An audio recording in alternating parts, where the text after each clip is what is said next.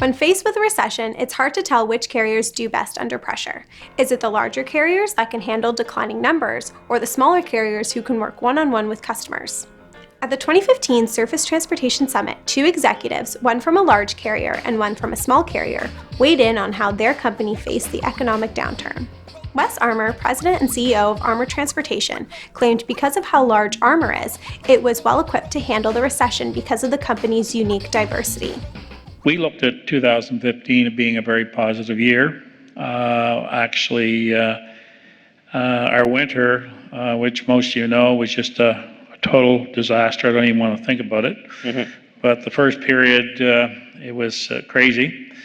But period 2 and 3, our volumes have been good. But I think you mentioned we are very diversified. And usually when a recession happens, it is good for one of our other companies, and it may be the warehousing, it could be the Port of Halifax, it could be courier. So I think that we decided probably now about 12, 14 years ago that we were going to be a supplier of transportation and logistics. We weren't going to be just a trucker. Mm-hmm. At the time, I just didn't see where there was a future, and I know a lot of you were truckers, but the trucking part of our company is still the biggest part. But what we did by diversifying, it did bring a lot of other business into us. And we just found that like the Port of Halifax right now is, at least with us, is just on fire. And some of our other runs are down. So we move equipment around, and that's one thing about trucking. You can just kind of get in behind the wheel and drive it to another location. And where you're busy, you can put it in there. So I think it's very true that to come out of a recession now for the larger carriers is easier to do than it is for a small carrier, because usually they have more resources, and secondly, they have a more variety of customers. Mm-hmm. So when there is a recession, if you look around, it isn't always on everything you're hauling. Right. And for example, we're into the food and the beverage business, and that's very stable.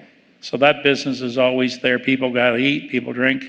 They just don't drink pop, they drink beer as well. So it works out pretty good. Representing the small carriers, Mark Bylsma, president of Spring Creek Carriers, said there was some luck involved when it came to his company surviving the recession, but that he thinks smaller companies have an advantage of reacting quickly for their customers and with more agility than larger carriers. How do we compare to perhaps a larger carrier as far as dealing with recessions? I think the first recession we ever went through, we got really lucky. We just made some fluky decisions prior to the recession that really propped up our financial statements, and it allowed us to mitigate through that recession. And then after that, we said, let's not chance it to luck anymore.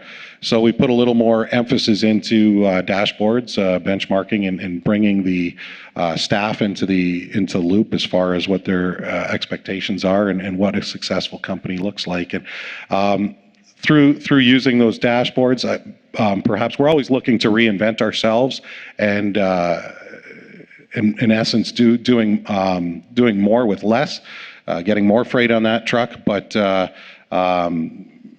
perhaps as a smaller carrier, the only thing I can think of that would differentiate us is we may be able to react a little bit more quickly and a little more agile to get that accomplished. Stay tuned to TMTV for more Surface Transportation Summit recap videos, and be sure to mark down Thursday, October 13th, 2016 in your calendars for next year's summit.